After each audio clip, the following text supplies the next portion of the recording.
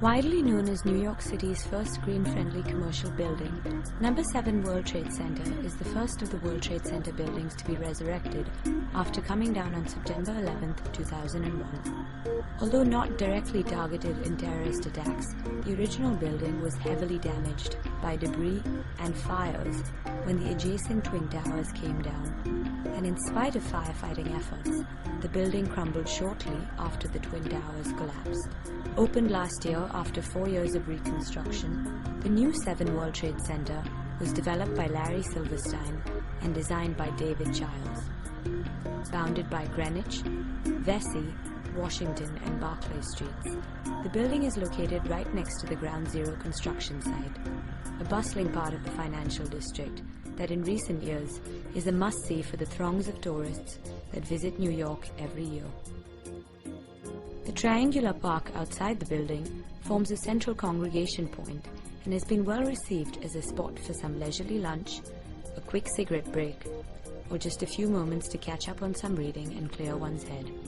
An open plaza surrounds a fountain, at the center of which is installed the Balloon Flower, a work of sculptor Jeff Koons.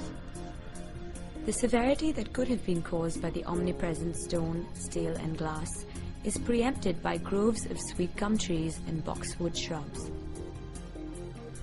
At 228 meters tall, the new building is 52 stories and has 42 floors of space that can be leased, starting at the 11th floor. The first 10 floors house an electrical substation which provides power to much of Lower Manhattan. Clear, low iron glass is central to the building's design, providing reflectivity and plenty of light. To enclose the power substation, the base of the building is covered with stainless steel louvers that provide ventilation for the machinery. After the attacks of 9/11, safety is a prominent concern. The new building has several safety features and is promoted as the safest skyscraper in the United States. The hallways and the area outside the elevators are the building's most secure spots. Security is present round the clock every day of the week, and card identification systems monitor the comings and goings of all building occupants and visitors. Inside the lobby is a large light installation created by artist Jenny Holzer, with glowing sentences that are in fact extracts of poetry moving across wide plastic panels. The wall changes color according to the time of day, taking on a purple hue towards twilight and then a blue face as night falls. The building is equipped with Otis destination elevators, which are integrated with the card reader system in the lobby. Scanning your card identifies the floor on which you enter, so by the time you walk to the elevator, it's already there, open and waiting for you. There are no buttons inside the elevators. The whole system is designed to reduce elevator waiting and travel times. When I came in here for a job interview, I was sold on the elevators. I just swipe my card, and they're waiting for me when I get there. The new 7 World Trade Center is also recognized as being something of a model for its focus on energy efficiency and environmental responsibility. The building's floor-to-ceiling glass allows tenants to use outside light for over 90% of their regular occupied space. Power is metered to tenants to encourage them to conserve electricity. The heating steam is reused to generate some power for the building, and recycled materials are used for insulation and interior materials. Plumbing systems too are high efficiency, reducing water consumption by 30%.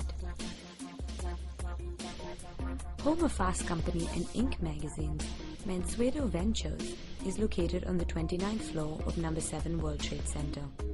There are a lot of reasons why this was really the perfect space for us.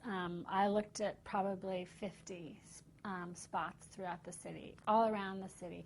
A main impetus for us was a transportation hub. We were in a transportation hub. But Midtown is kind of where you expect big business to be. Our company is about entrepreneurism. It's about going where the smart money is. We got economically incentivized to be in this building, and so we got a Class A, beautiful building for about you know, $20 to $30 less per square foot than what we would pay if we were in Midtown Manhattan.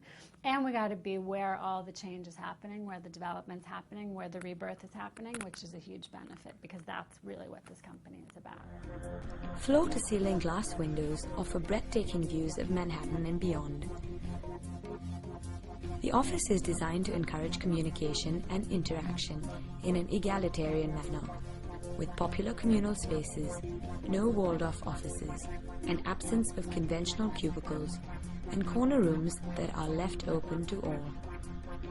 I've been here about 3 months now here at Mansueto, and one of the selling points even during the interview was that the office was really egalitarian, if that makes sense, in the way in which it was set up. And so I noticed right away that all of the offices around the perimeter all have glass doors, and so it's not a sense of managers being shut away and separate and apart from everyone else that's working here. And so I thought that's a very nice open floor plan. And all the cubicle walls are very low, and so reaching over to actually speak to someone next to you is quite easy. And as you can see here, we also have glass for all of our windows that are actually from ceiling to floor. Interesting contemporary shapes and brilliant splashes of color offset the glass and steel, offering much-needed touches of warmth.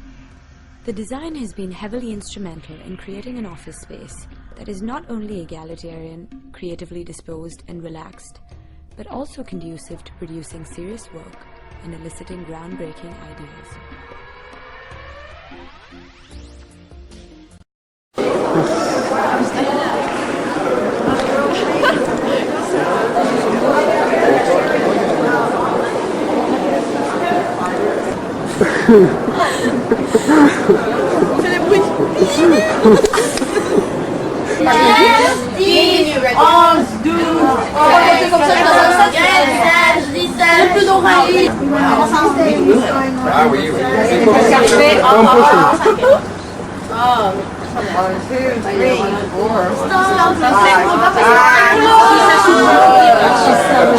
And up the station.